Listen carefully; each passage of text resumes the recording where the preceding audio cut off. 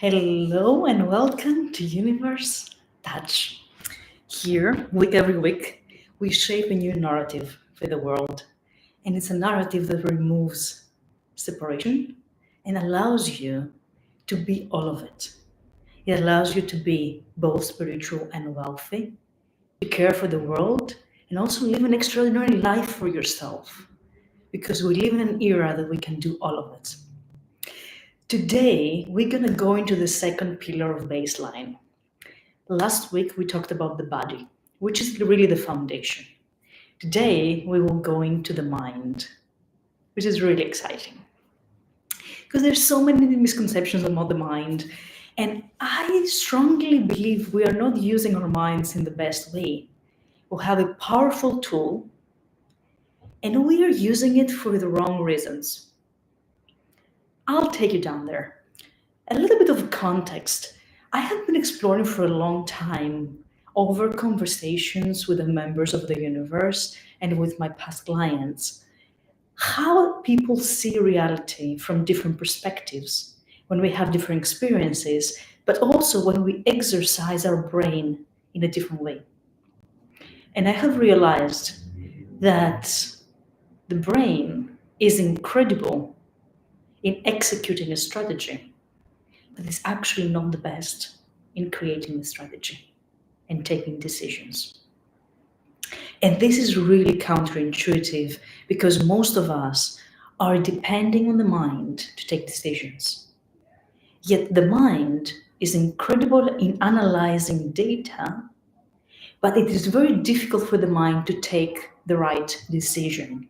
And it usually brings us into overthinking, overanalyzing, analysis paralysis, or taking decisions from what has worked before, which sometimes is great, but oftentimes it's based on the wrong data.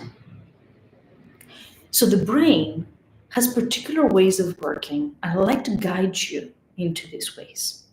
Today I have actually taken notes because I was sure that I would be forgetting some of the things I want to share with you.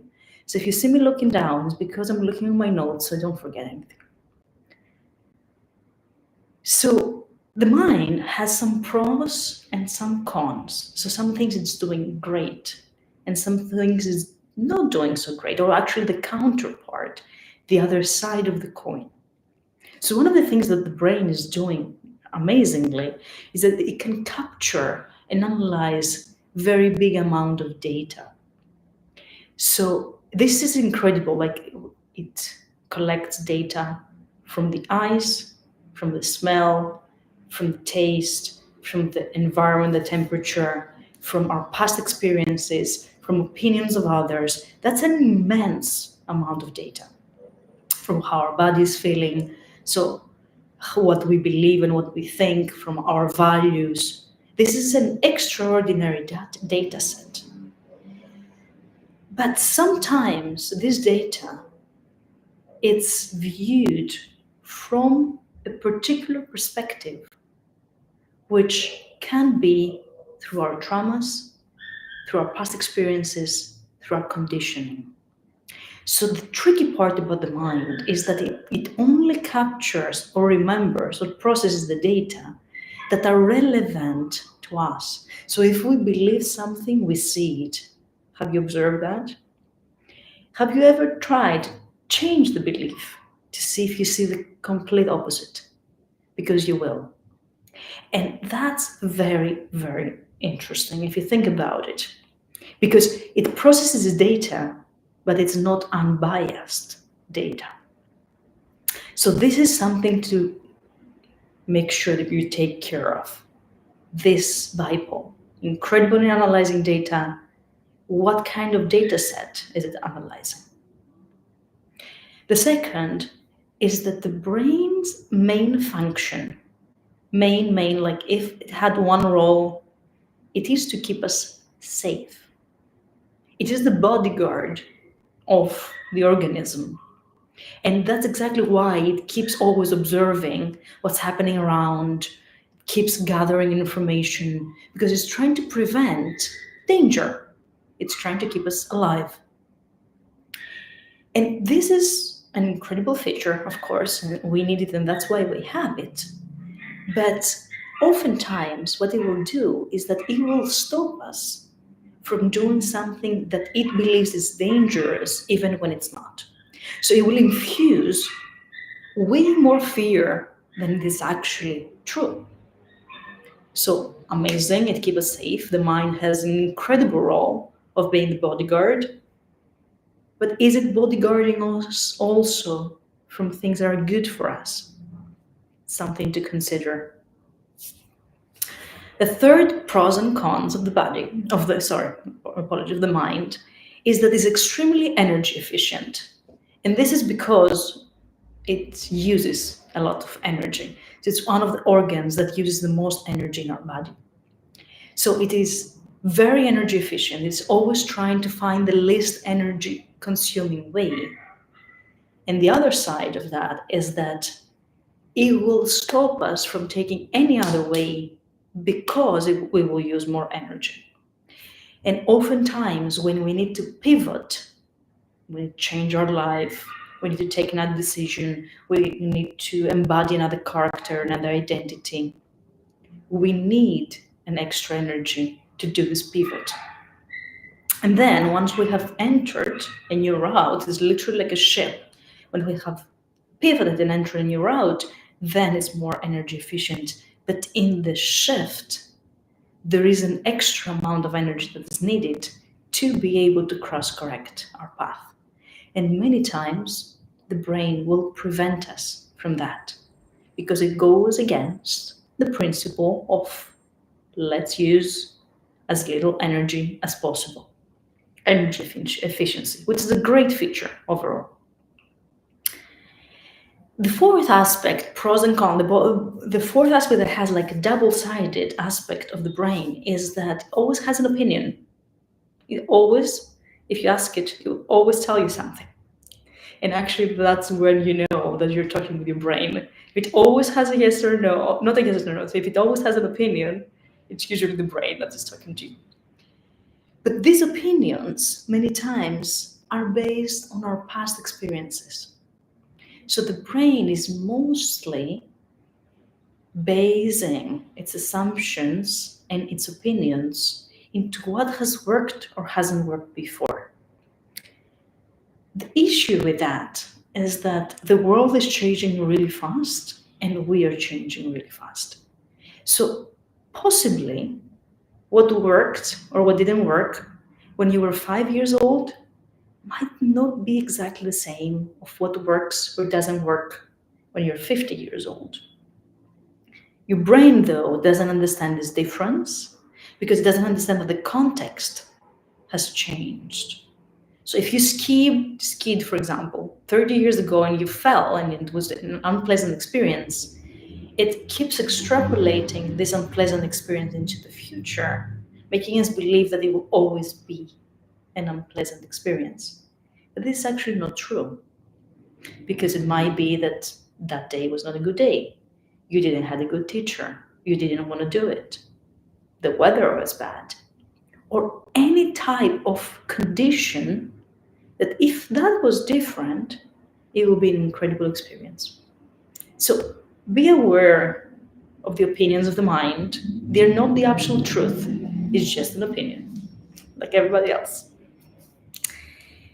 So it is time now, and that's why we're having this conversation today, to allow the body to go back and take its original function, which is literally the one who's executing the decisions that have already been taken. And an organ that is it's way more capable to take the decisions is actually the heart, because the heart knows what is wrong and what is right for us. And the heart is able to analyze both past and future data, while the brain is usually analyzing only past data. They have a very different function. So the heart is amazing to take the decision, yet it is not great to execute the decision. So then it's passing on the decision to the mind, which can create the plan and make that happen. So bring that to the world. And this is the best way to use this extremely interesting capacity of the mind to strategize, to think through, to analyze. All of this is amazing for the strategy. But before placing the strategy, you have to place the destination. The brain has difficulty placing the destination because it can see all the possible destinations. And it can get confused which destination is the best for us because it has data to prove all of them. So oftentimes it will not know which direction to go to, and it will either paralyze or try to do everything all at once. And both will bring a very contradictory reality to our lives. So let's let the heart decide. The heart somehow knows. And we will go into that in the next episode. Next week, it's going to be all about the soul and the spirit, which is practically the function, the getaway, the portal is the heart. It's not where it's living, it's just the getaway. So let's allow the heart to take the decision that can inform us more correctly about the destination. And then let's tell to the mind to create the pathway towards there and all the steps that are needed, keep us accountable, make the right steps, analyze, cross correct, execute. This is the optimal function of the brain. So there's a few tips and tricks I'd like to share with you. But before sharing the tips and tricks, what did I say? The tips and tricks of the brain, I'd like to share with you a little bit of how did I end up realizing what I'm telling you right now. For me, my brain has always been what I believed was a strength. And indeed, it has carried me across the school with extremely good grades. It carried me across university. I was always like one of the teachers' favorites. I was not having difficulty capture the subjects. I was creative. I was what we say clever, smart. So I could always be based upon my mind. Like I felt it was a strong asset of mine. And then for many, many years, I didn't realize that I have been overusing this organ.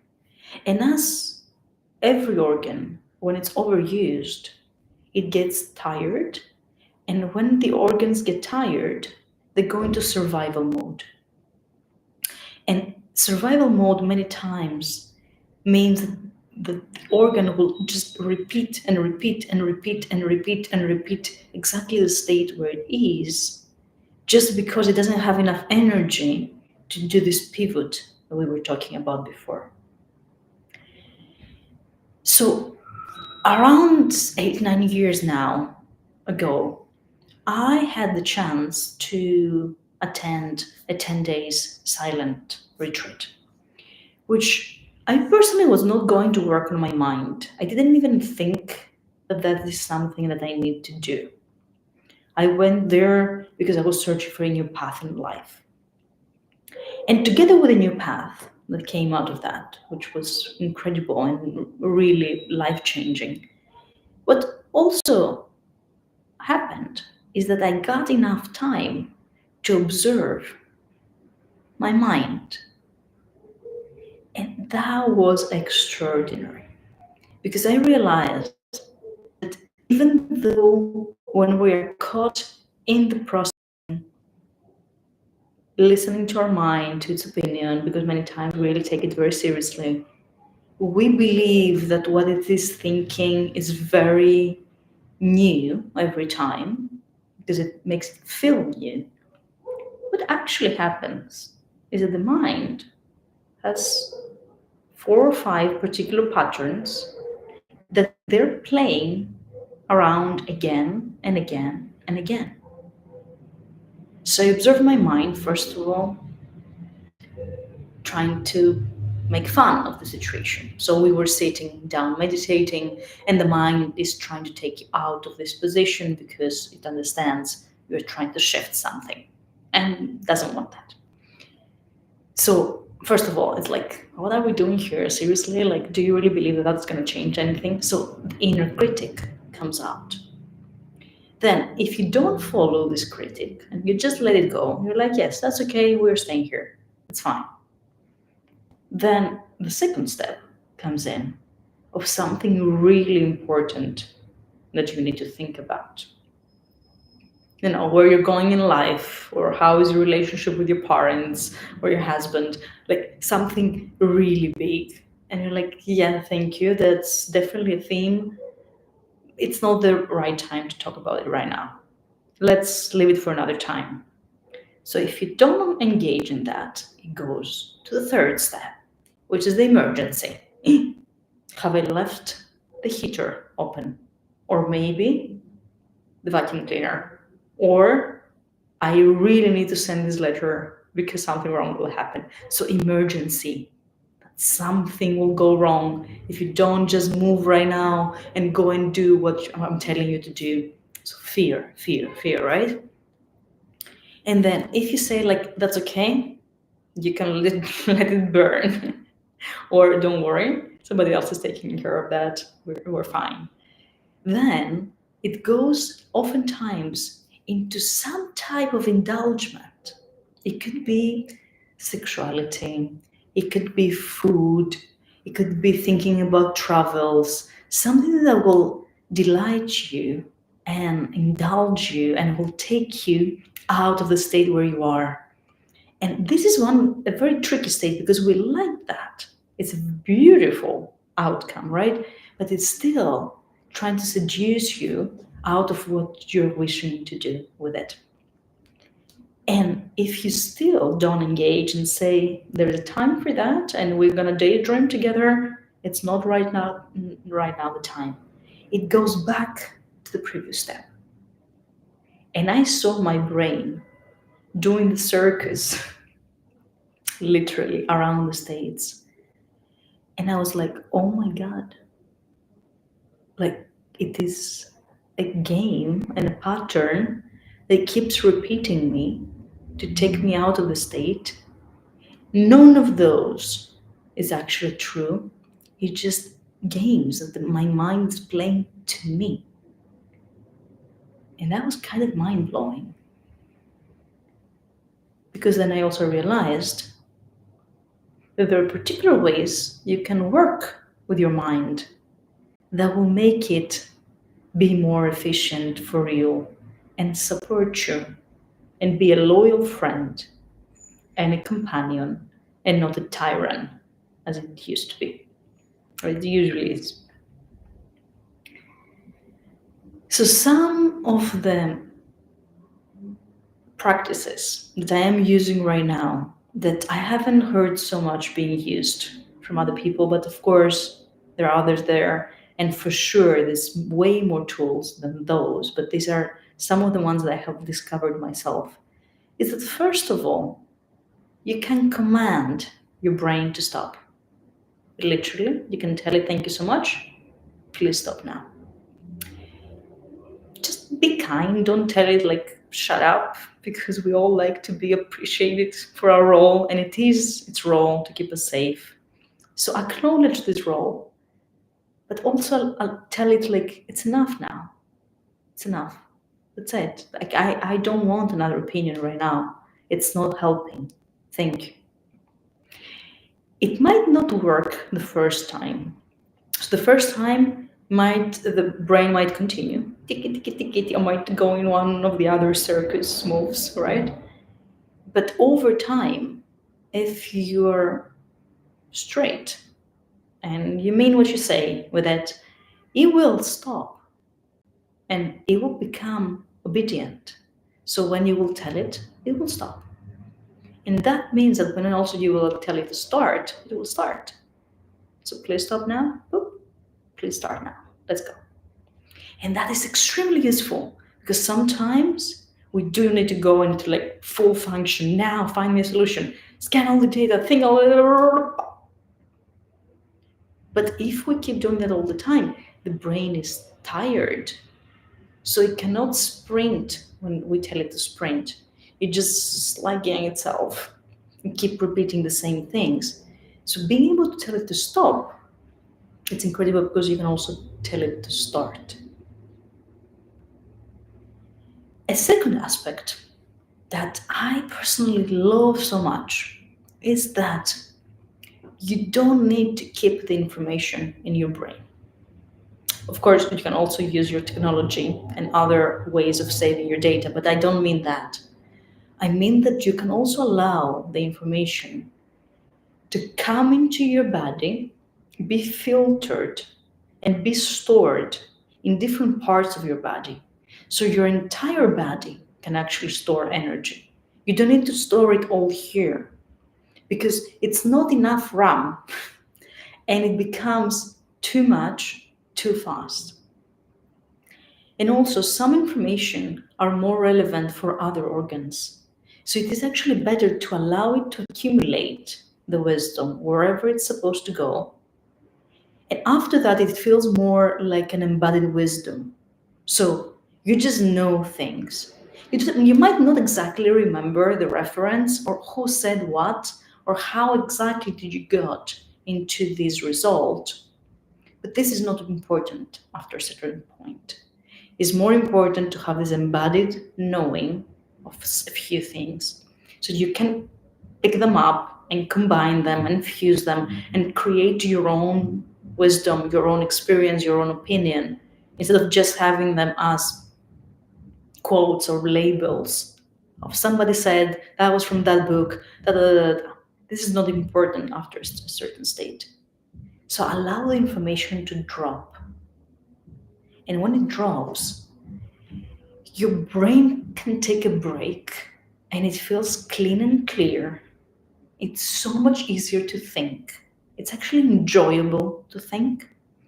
And also, it is enjoyable while you have an incredible library of information that you can pull from. So it becomes almost like you know what to say in the right moment and you know how to say it. And you don't even know how you know how to say that because it is stored somewhere else. It's not stored as an opinion that keeps playing over and over. It is embodied wisdom. So this is something I love doing because I like to keep my brain as clear as I can to be able to see reality openly and not prejudge it all the time, even though that is very difficult, but as much as possible. And storing information in other parts, it is the best trick. Another one that I love, and I have been applying it again after many years this year, and it feels incredible, is that you can also give it scenarios, or actually you can ask it to create expanded scenarios. So say you want to reach a goal, and you're like, okay, we want to reach this goal. Oftentimes the brain will go like, that's not possible because due to past data, we haven't done that before, so it's not possible, right? Like that's the conclusion, which is obviously not true. Most of the goals, when you achieve them, you haven't done them before. You can ask it, let's find all the possible or impossible ways that we could achieve that, or we could experience that, or we could create that, whatever you are designing, and push it to find more and more ways this can become possible in your reality. So not just what is obvious, but also what if it comes from a whole different way? Which other person? Which other situation? Like, just go wild. How this could happen in the most possible and most impossible of the ways. And the brain in the beginning is very resistant to that because it believes that it knows that it cannot happen, right? Because it hasn't happened before. So according to its past data, it cannot happen. And it's correct in its judgment. And that's exactly, you ask it, exactly because it is not possible to happen with what we know. Let's try to find other ways we don't know that might make it real. And that's incredible because you start expanding of what is possible and you start feeling like that your brain is reaching more data, connecting to collective consciousness, and things start shaping and shifting in your reality. And the next trick, tip that I love to use, next practice, is that I love observing when I start creating these expanded realities for myself, how this starts becoming my reality. Simply because my brain is able to observe it. So let me give you an example. If one of the options that I have allowed my brain to open to is that there are people in this world that they're actively searching for others to donate to because they have a particular amount of money that they want to donate to others every month or every year. And trust me, there's a lot of people like that. So if I open my brain into this possibility that I could be the person that somebody decides to donate to for no other reason than that person has this interest, which oftentimes might not be the way I have thought to reach, for example, a money goal of this month, right? It's not the linear process, at least. Then all of a sudden, I will start seeing or finding people or situations that will make me prove that this is true. Is it true or is it not? This is a question that I always love to discuss upon, that everything is true. If you have thought about it, it exists somewhere. It exists in potentiality. Maybe somebody else is living it and you're capturing that, you're picking that up. Maybe it is a future you that you're just able to connect to. So if you can think about it, it exists. The only difference or the only distance between you and what exists in your imagination, so somewhere in reality, is that you believe this is possible. So is it really a question if something is possible or something exists? Everything exists. I don't think we are even able as humans to capture something that is not possible. I don't think we have this capacity. Also because we have a huge capacity of creating and making things possible. So if you're capturing it, it is possible. Most often than not, it already exists also in a version. You might want another version, but it already somewhere exists. So why are we always judging? Is that possible or not? Is that real or not? Everything is. A thought is as real as the chair. A feeling is as real as the computer. They just live in different dimensions. Some of them are tangible, some of them are intangible. They both exist. So let's take that out of the way because it's a huge reason the brain all sometimes is trying to trick us into. So it's giving us this reason, like, is that even possible? Does it even exist? You can just gracefully respond to it that I am very convinced that if you, mind, have been able to think about it, it exists. Let's see what kind of argument they will have to that. The mind is not good when you bring it into its own position. So this is a little bit about how different from what we know the mind works. And for me, this is an aspect of exploration that I love so deeply.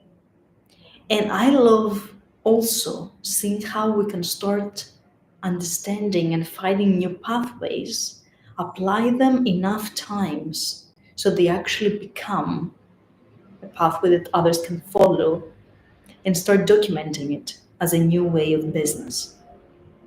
So one of the roles of our private club, the UniVerse of Aelia Kos, is exactly that. We're allowing all our members and ourselves, because we're working together, to experiment with different states of mind, of heart, of body, of connection. And we're removing the overwhelm from these states and allowing just the right amount in the right time. Because there is the right amount of mind, there's the right amount of body, there's the right amount of soul, there's the right amount of emotions, there's the right amount of socializing, there's the right amount of anything. Too much of it becomes too much of it. The right amount is the right amount. So we're allowing to see how, when we use the right amounts of creativity and inspiration and connection and suggestions, how business starts becoming an effortless flow between people that brings incredible results, but without the hassle and the overwhelm that we are used to relate to business. And we are very close to a magnificent breakthrough that I'm not able to share with you yet, but I hope we will be able to share with you towards the end of the year and document it fully. So stay tuned, because it will be mind-blowing if we start having these incredible sequences between inspiration, synchronicity, right time, right moment, right people, right resources, all documented in a map.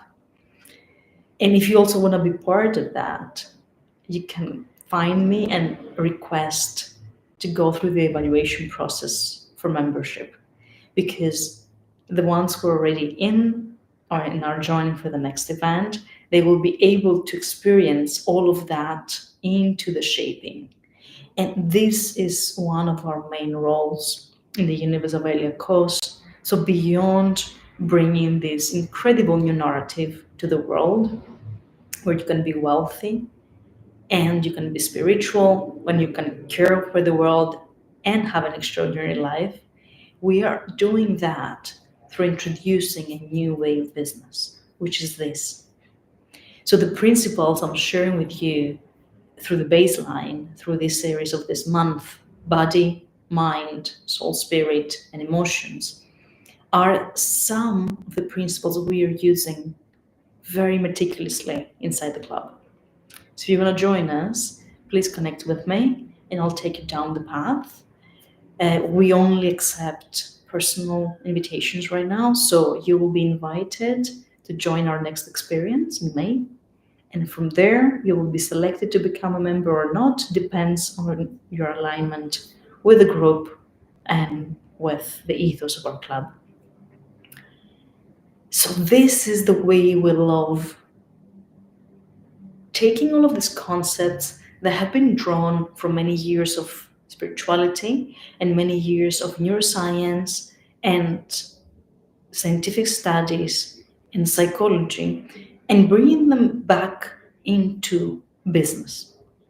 Because I have been asked again and again, how do you connect the two? And I believe they are never really disconnected, but I do understand why we're having the difficulty right now to see spirituality and business connected. So through these principles, we start creating this very close, specific link that we are also documenting. And it's an incredible journey. So if that's your vibe, let me know. If you want to continue exploring these principles and these ideas before you move forward with us, next week, we're going to go into the soul or spirit. These two, for me, are almost like the same coin of different faces, and it is an incredible aspect to unlock. In the last week of April, we will go into the emotions, which is also an completely unexplored territory, especially in the business world. It's so premature. So join me, it will be amazing, this exploration we will do together. And both of them connect very deeply with the feminine. So the body and the mind has been more about the masculine aspect of us, and the soul, spirit, and the emotions were going to the feminine part of us, and together bring this incredible union. So it has been a pleasure to be with you. I hope you enjoyed this very unconventional way of saying the mind. I hope you have the chance to reflect on them and share with me in the comments, privately in my email, in my social media, what did this whole conversation sparked inside of you? How have you been using your mind? Did it give you a breakthrough of how you can use your mind differently? Have you found other tools that I haven't found that I love also exploring? Please share with me. And I'm looking forward to see you next week. Same time, same place. If you haven't subscribed, I will suggest that you do. So then you can get notified about the next sessions. Sometimes I announce them earlier, sometimes I announce them later, but it's always happening every Thursday at 7 p.m. Central European Time. Thank you so much. Thank you for being here with me. Thank you for listening. Thank you for resonating. Thank you for sharing. Thank you for commenting. Thank you for being an active part in that. This with my whole heart and soul that I'm bringing this wisdom with to you every week. And I'm looking forward to see you next week for the soul/spirit. Thank you so much.